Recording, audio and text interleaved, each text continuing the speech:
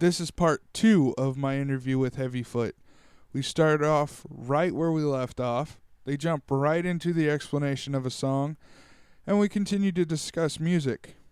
This was such a great interview. The guys were so down for anything I came up with, and I did a lot of experimenting during the show, trying to figure out what I liked, what I didn't, with the time that I had, because I didn't know if I was going to have another interview. It's because of this interview, directly because of this interview, that I made up my mind and decided to give this show everything that I can. I found out that I really enjoy the process of getting these interviews and conducting these interviews and talking to these musicians and directors and people. So I want to thank the listener, you, the listener. I also want to thank HeavyFoot. You guys were awesome, and I truly, truly thank you. It was amazing. Now, let's get back to the nonsense. This is HeavyFoot, part 2.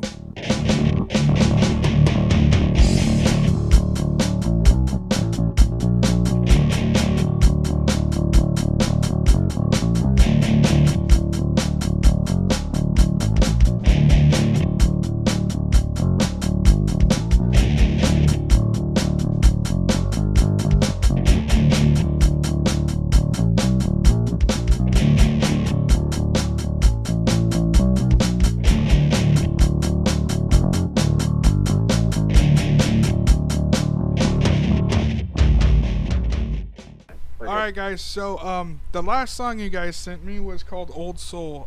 You spoke about it briefly earlier. Can you go into a little bit more detail about what it means?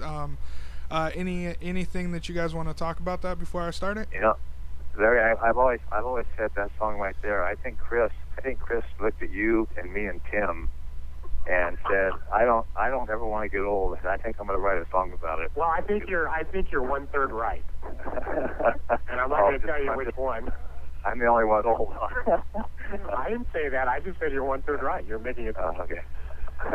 No, yeah. If you, in fact, we made another video for that, and actually it's kind of like a panel board. There's lyrics that you can kind of follow, and it's just lamenting getting old. It's a beautiful song. Beautiful song. The words he wrote for that song are just so fitting. Yeah, I can't really say too much more about it. It's just a song about dealing with the aging process, and the chorus is, I just don't want to get old. All right, well, here it is, Old Soul.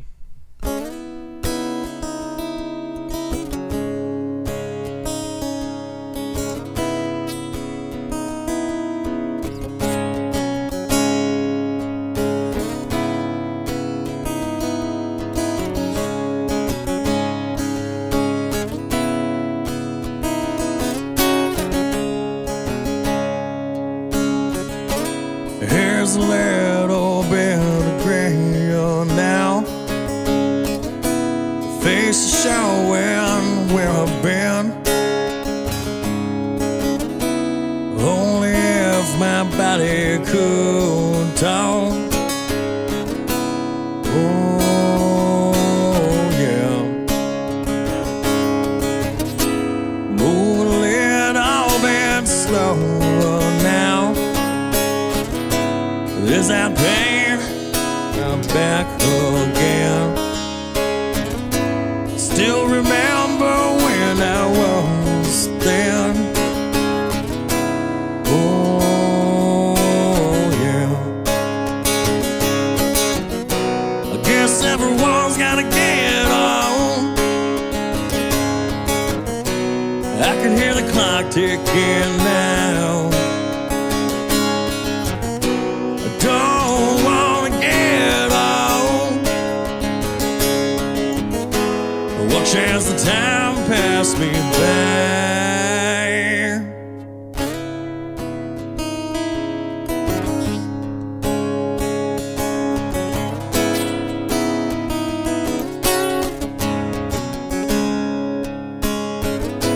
See my age in all the clothes I wear. Play the music that you used to hear. In my mind, oh no, I have not changed. Oh no, I guess everyone's gotta get on. I can hear the clock ticking now. I don't wanna get old. Watch as the time pass me by.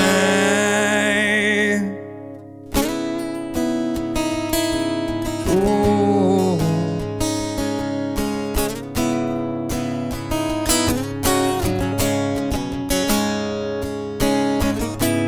Thinking back, oh, to the good and the bad, all those memories that I used to have. And my friends, oh, they just drift away. Whoa, away.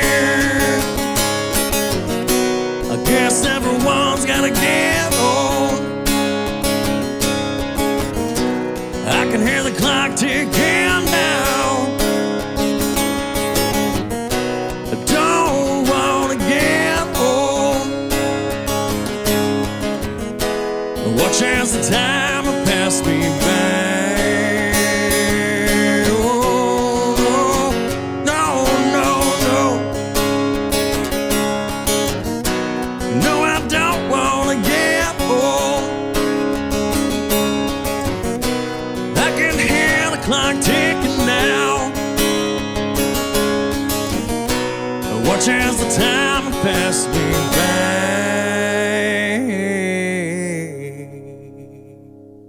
All right, that was Old Soul. And for this last round, I would like to ask you guys questions. So first question, can you give me a rundown of what you guys are playing right now? Sid? Yeah, well, I'm going to go first because Larry's going to take a half an hour. I know. I play out of an Ampeg bass head out of a great cabinet, 4x10, Fender Precision bass, and all I use on it is just a compressor. And I have my custom bass that I had made, and I have a Yamaha bass that I use just to practice songs. And that's basically it. I'm one of those guys that's just happy with what I have. Do you use one of those as a backup, or do you guys have different tunings or something like that? I have. I carry the Yamaha with me, just in case. But now I'll carry my Longhorn bass with me. That's my backup. It'll look pretty good sitting on stage. All right, Larry, you got 30 minutes. Go. Thanks, Sid. Okay, well, let's see. In the practice room, I usually have just a stationary kit. It's a Thomas Star Classic. It's a custom kit. It's numbered. Tom sizes are 10, 12, 13, 16, and I have a custom 18-inch by 18-inch floor tom. 22 kick. It's got his Pro Icon rack. Cymbals. I have a lot of prototypes, Sabian prototypes. I have probably my favorite's an Evolution Sabian, which I really like. It's a thin 20-inch. Actually, I think it's an 18. And I get a lot of full resonance out of that. I really like it. I have a Bozio ride, which I really like. And then I've got some Portnoy Signature splashes. I have some Ozone splashes. Do you mean the Max Stacks? I do have a Max Stack. I have a mid-Max Stack. Oh, that's beautiful. I love it. I mean, I love effects. I have a bell that I use, which I really, really like. Is that like the Illumi Bell or something like that, the Sabian one? That's exactly what it is. It's the same sound, but it's before those came out, and those are really nice. In fact, I was thinking about getting a little bit bigger one, but the one I have now is, I believe it's a 6-inch bell, and I use that quite a bit. In fact, you'll hear it quite a bit on the CD as well. Yeah, that cuts through everything. It really does, and it's a nice little, it's a filler, and it's a nice accent. I actually found a set of acrylic octobons, and I have a set of those. I have a set of 4. I've got chimes. I have my snare. I've got 2 of them. I actually have a 1979 Ludwig I just bought it. It's not a Versalite. I'll have to think about it. But the other one I have is I've got a Portnoy Melody Max. It's a 14-inch snare, and I like that because it has a 2-position strainer on it, so you can have kind of a loose strainer and then a tight. Oh, so nice. I really like that. And then that's the one that's kind of hard to move around. We did a TV show with it at one time, and it looked pretty good. So, and then of course I got the gong. Is it shiny? Yes, exactly. And then the one I usually play on stage is a DW Collector Series. It's a 4-piece, 10, 12, 14, 16 standard 22-inch kick. It's a black satin finish, and then I just kind of pick the cymbals off of those and use that. Third kit I have is an Alesis. It's an electric kit, and I've had that it's not the newer kit, but that's the one that it's great to practice with. I can practice inside the house and not drive everybody nuts. What I'll try to do is if I can get a song that we've worked on, I'll load it on my computer, load it on my iPod, and then I can play along with it and play a little bit. Hey, Larry. Do a little bit of things with it. On the drum set you used in the studio, was it the drum heads that Peter loved so much?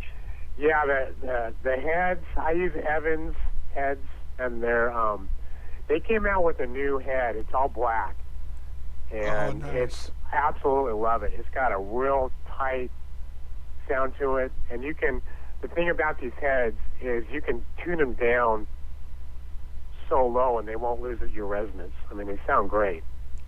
Okay, so real quick, do you have a double bass pedal? Do you use those? I do.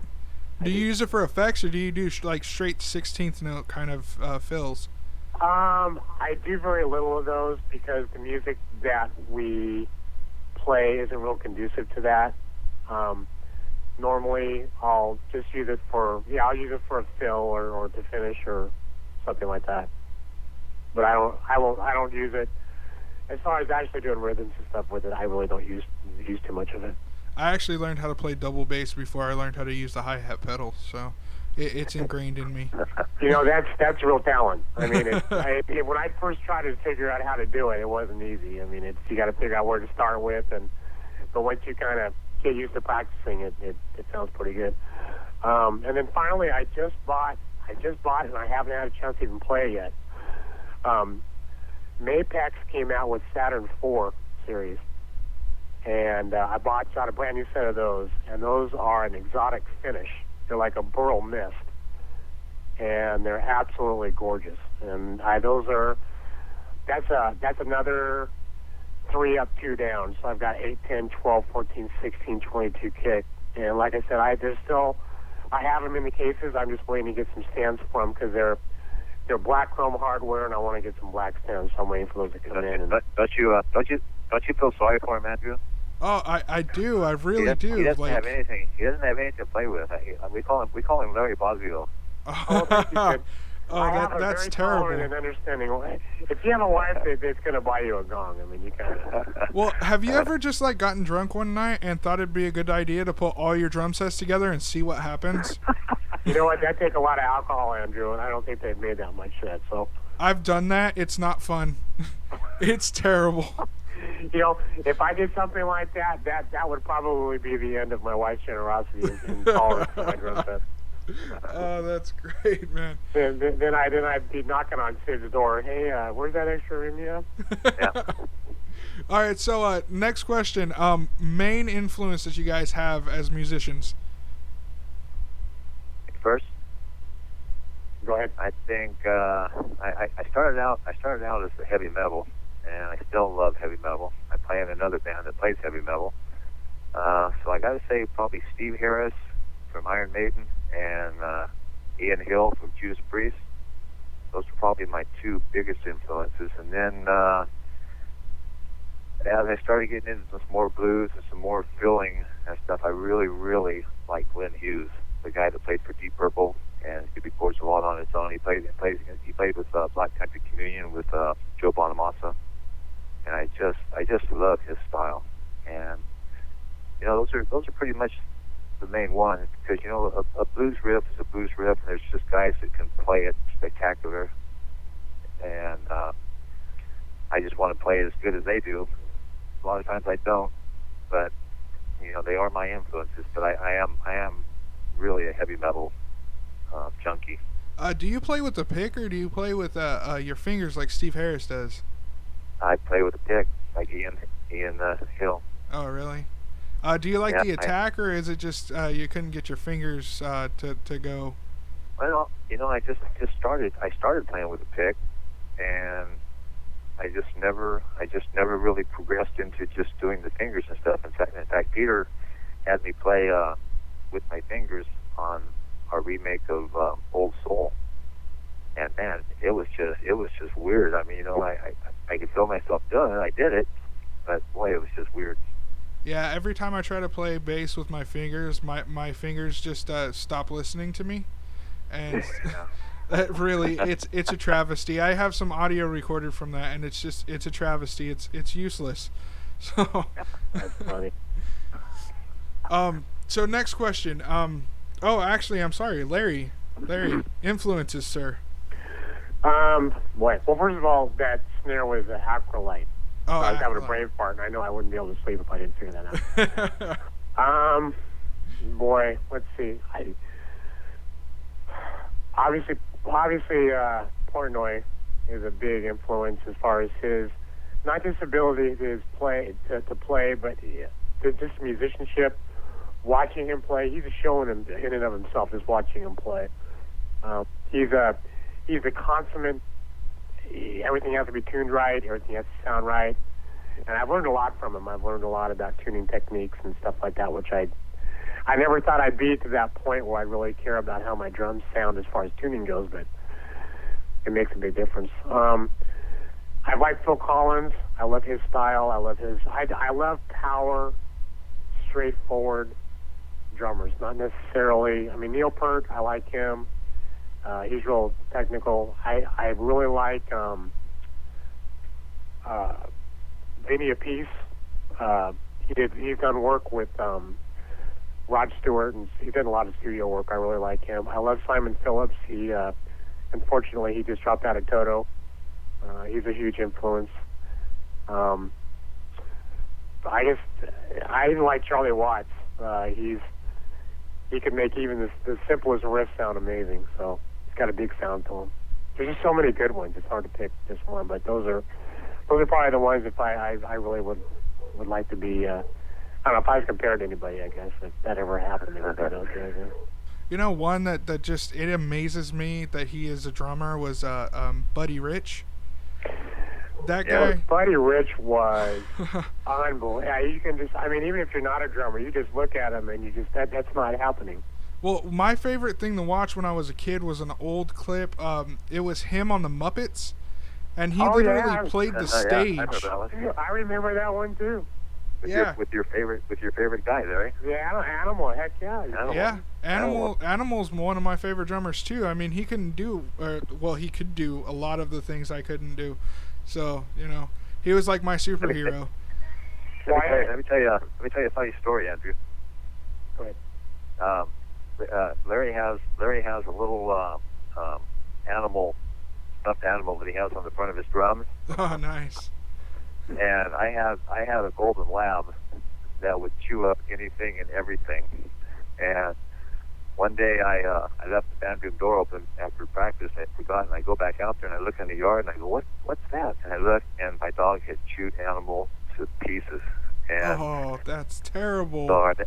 So our next practice, I told Larry, I said, hey Larry, there's a death in our family. And he goes, what? And I handed him the little stick pin buttons that he had on his jacket. Larry looks over and he doesn't see his Animal there. And I said, you go ahead and look on the internet, you buy another one, and I said, I will pay you for it. So if you ever see us live and you see Animal on his drum sets, that's not Animal, that's Son of Animal. That's Animal 2.0. I was devastated. Well, you gotta have an animal if you're a drummer. I mean, there's no way. I wear shirts when I play the drums that says it has an animal's face on it and it says Party Animal. I mean, you got to have inspiration somewhere, and I haven't found an animal that I liked yet, so I bought a shirt that has his face on it. Well, if you want to hear something sad, I actually have an animal tattoo. Oh man, that's amazing. Yeah. I've been trying to get one, but I'm poor, so I can't do that Well, currently. let me give you some advice.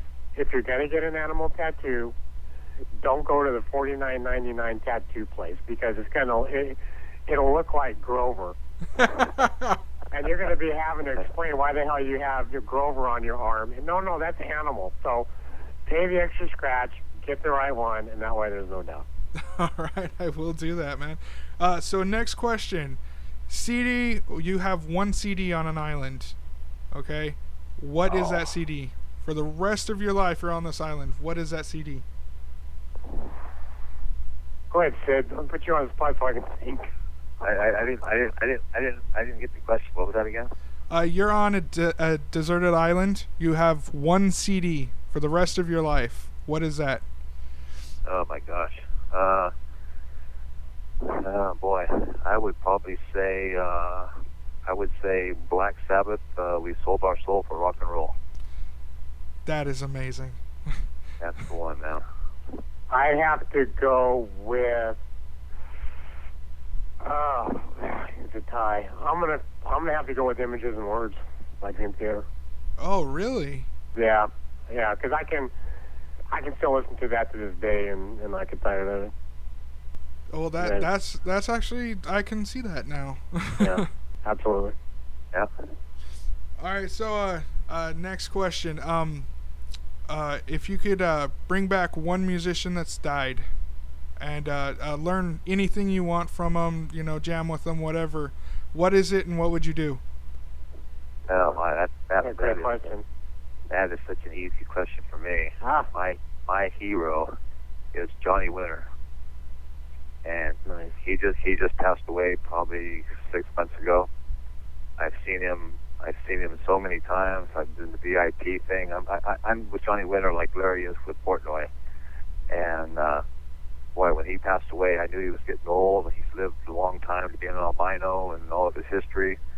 But still, when you hear someone finally dies, it just hits you. And I've always dreamed of being on stage playing Jumpin' Jack Flash with him, or a good blues song, Texas blues song with him. That's really what I always wanted to do. I'll have to. This is kind of easy for me too. And the funny thing is, he's not a drummer. It's Stevie Ray Vaughan, and he would. Stevie Ray Vaughan is just the ultimate in musician. He played for free.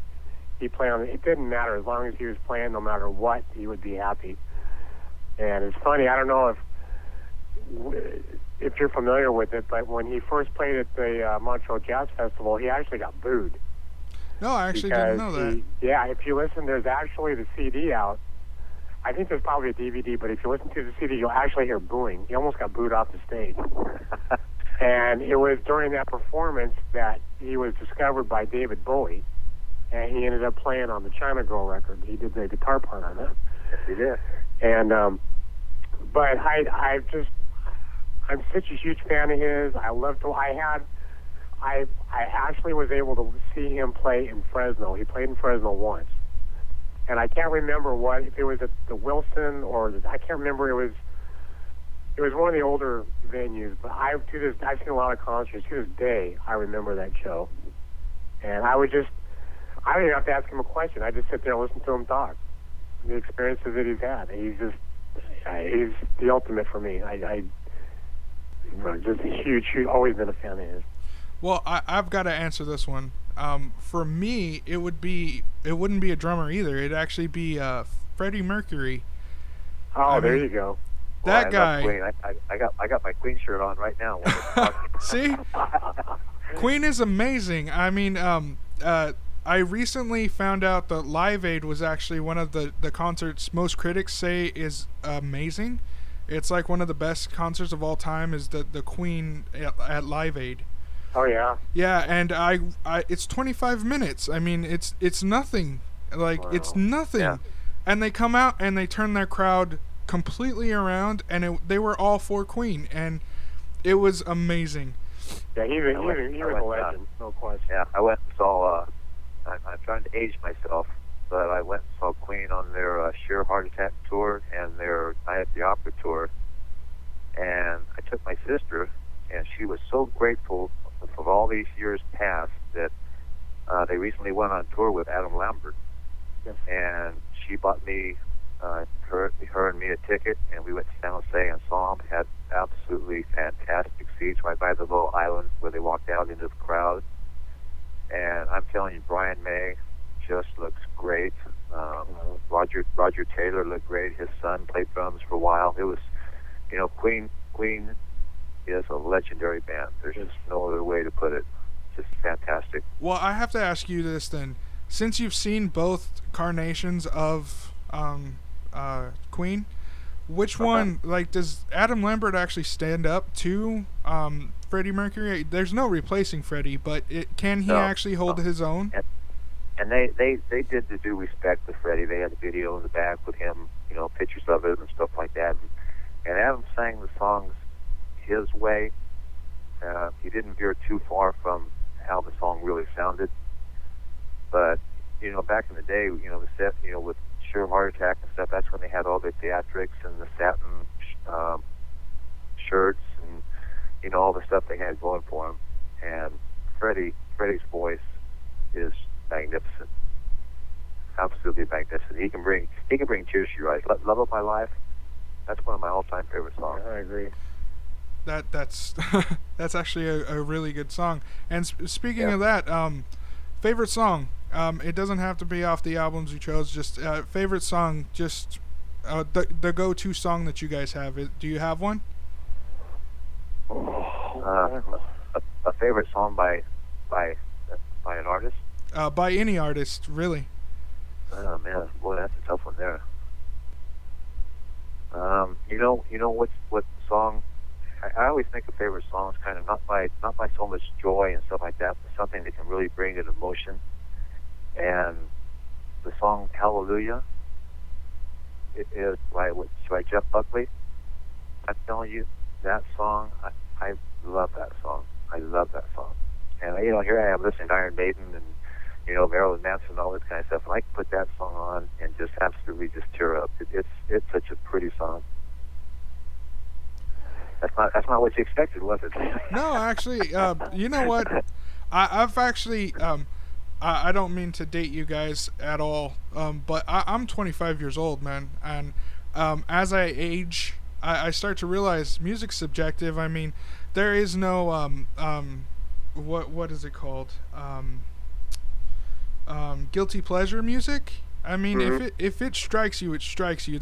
That's what it's for. I mean, and if that song is your epitome of a feeling, then my goodness, man, more power to you. Yeah. Oh, I guess it's my turn. Yeah, it is. Oh no. Jeez. That is such a hard question. I know it is. That's a good one. Gosh, it just kind of depends on. Well, I'm going to go ahead and. Okay, I'll have to say Led Zeppelin, and of course I'm having a brain fart.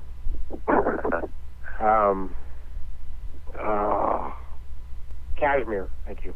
Really, Cashmere? I'd have to say Cashmere by Led Zeppelin. Nice. Good pick. That's a great pick. That's very good. It doesn't matter how. That's I don't know. That's almost beyond a song. That's a production. I want to answer this question too. Mine would actually be Photograph by Def Leppard. Really? Yeah. When I was getting into drums, it was Vinnie Paul that got me into drums, made me want to play back seeing the Cemetery Gates video. But what really got me going was the fact that Rick Allen started playing drums with one arm. I mean, yes, he did. I mean, if he could do that with one arm, then I can do that with two. I don't care what anybody says. So I've seen people not play as good with two arms as he does with one. That was quite a. I know, he's a monster. I mean, he's a monster on the drums. and he's still playing the drums. Yeah, I know. He's amazing. That whole band's amazing. They got, if you kind of, and I know you're familiar with them, but there's quite a story behind those guys. Those guys were kids when they started. Yeah, they were kids, and they were kids when he lost his arm. He was only 21. I think he was in they were on a tour bus and the bus flipped. Is that what happened? No, they were actually on their holiday season between records, and he flipped his convertible. Oh, okay. I knew he flipped something. I didn't know. Yeah, he flipped his convertible, and the seatbelt took his arm off. Wow. Yeah, and he actually was in the hospital recovering, and he showed the guys that he could do it again with one arm, and he explained the process and everything, and the guys told him, if that's what you want to do, we're going to do it. Yeah, that's just awesome. That's just an awesome story. Yeah, that's brotherhood right there. That's Absolutely. Exactly what a band needs to be. If Sid breaks a nail and I want to kick him out, so see ya. Okay. All right, so after talking to you guys, I have a couple more questions. One of which is the process for your CD. How do you have you picked your cover art, your design? Can you give us any information about how it'll be set up? CD release date, maybe you can throw at us. That'd be nice. So, can you do that for me? You want me to do that, Sid? No, go ahead. We've got a couple ideas with the cover. We're going to kind of keep that under wraps for now. We're working with a couple of graphic designers that have expressed interest in lending a hand, I guess, so to speak. So we're kind of narrowing in on what we want to do for the cover. We just came up with the title not too long ago. It's been a working title to be announced for months. So we just got that done. Can you repeat that one more time? Yeah, the as far as we've had a working title up until just about 2 weeks ago, that we finally decided that the name of the CD would be No Waiting on Tomorrow. So, but as far as the artwork and stuff, we're kind of narrowing it in. So obviously we'll have that done within a couple weeks as far as getting the idea down and starting to work on it. I think once we conceive it and get it what we want, then executing it won't be too much of a problem. Yeah. As far as the release date, excuse me, we're hoping that, obviously, as we stated earlier, the 1st of April is the goal that we'll be able to have the master in hand, I guess. And there's been talk that the Gamma Show on April 25th at the Tower Theater would actually also be a CD release party for us. So that's kind of what we're shooting for. It looks like we may be able to pull that off. So if you follow us on Facebook and there are other pages, we'll be able to kind of keep you up to date as time goes by. All right, and can you tell me the internet presence that you guys have? What websites do you guys have? We're all over. We have, I guess we'll start with our Reverb Nation, REVERB Nation, the last word Nation, and /HeavyFoot. And Reverb Nation is a great resource. They're nationwide. They focus on local bands, and there's actually a ranking for different genres. And we've held the #1 ranking probably 4 or 5 different times, it's real flattering because it's people who follow us and support us to make that happen. So we're on Reverb Nation /HeavyFoot. You'll be able to see videos. There's music links. You can actually purchase an MP3 of the CD or a separate song if you'd like. We also have a blog. I try to keep on top of that, kind of let you guys know what's going on. Obviously, we have a Facebook page, also HeavyFoot. That probably gets more attention than the other one. I'm on that quite a bit. So that also has a lot of events and pictures, and there's a lot of pictures in there from the recording sessions that we've been involved in. So you can kind of check that out. And we'll be making the announcements as far as some of the shows coming up.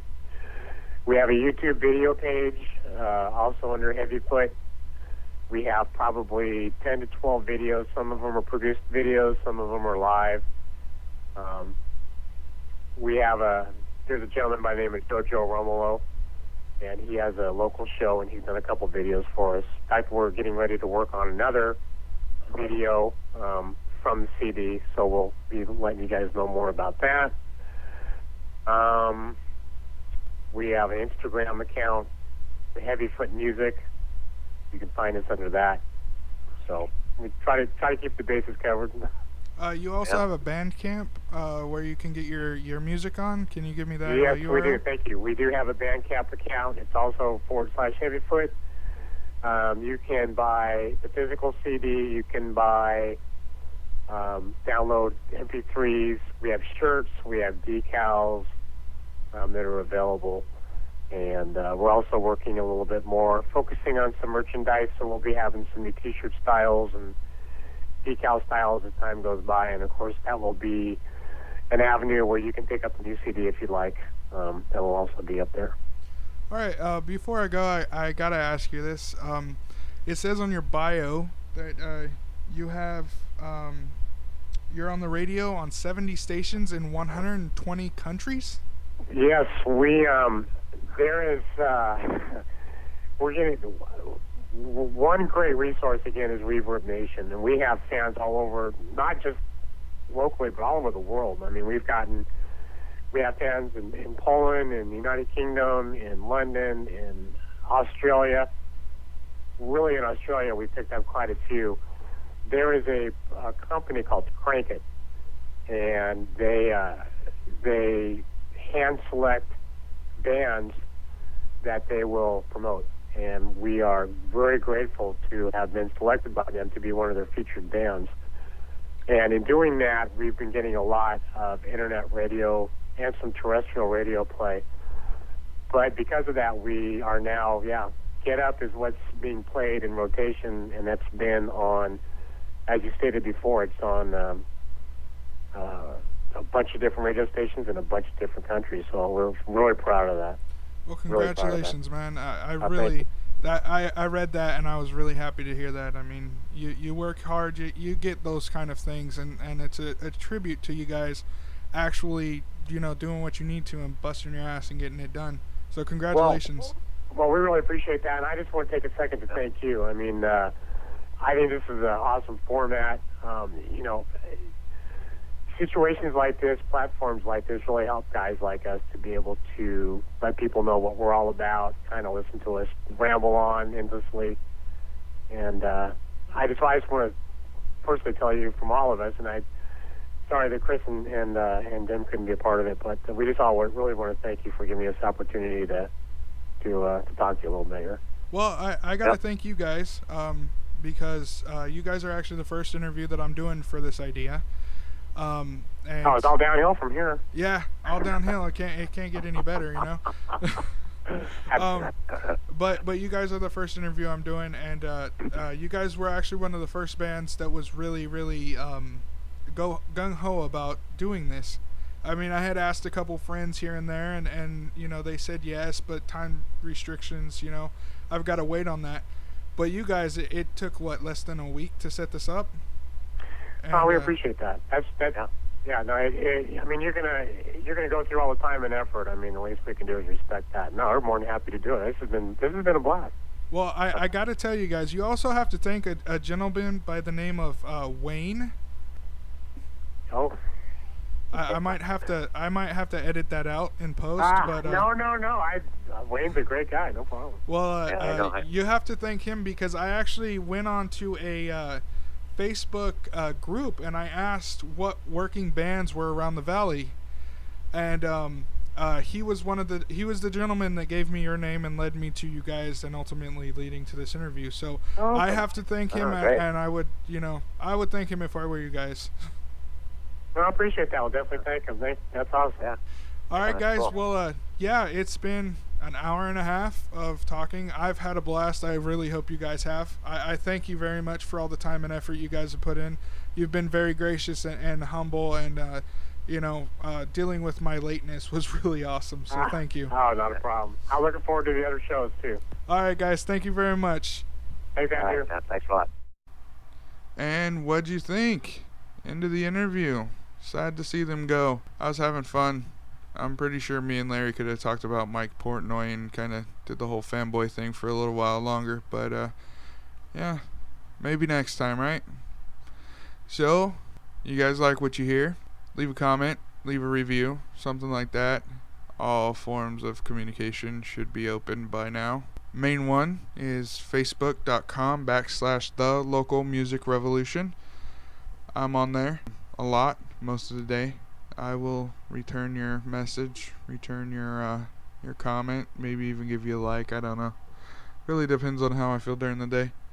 Now, for the last bit for the show is the stats. Stats go like this. Number of messages that I sent to get interviews, 50. Number answered, 32. Number of messages responded back with an insult, 1. That was great. Kind of awkward, but great. Number of times I said and had to remove it in the interview, way too many times. You don't really get that until you actually have to edit those damn words out. Number of ink pens I lost in a 5-day period recording 4 interviews, like 6 pens. Like, I don't know where they went. Number of times my cat tried to kill my shoulder while I was recording an interview, 4 times. You suck, Sabian. Number of times that I was given press privilege, 1 time. It's pretty awesome. I'm not gonna lie, I felt really important during that time. Number of times I got offered a gig because of this, 1 time. Made me feel even more like a man than getting the press privilege. Thank you guys. You really made my days, and that's not sarcasm at all. It's really the truth. I appreciate it. And again, I appreciate all of you being so supportive of this idea, this project, and hopefully what will come out of it. Again, it's our duty to make local artists, local musicians shine. No band you listen to now just popped up and became famous overnight. They were actually locals at one point, and we need to encourage them and back them and make sure that they know how much we love them. So, from the Revolution, I am Ogar, if you are Zoltan Bathory, and I'll see you next time, guys. Thank you. Take care.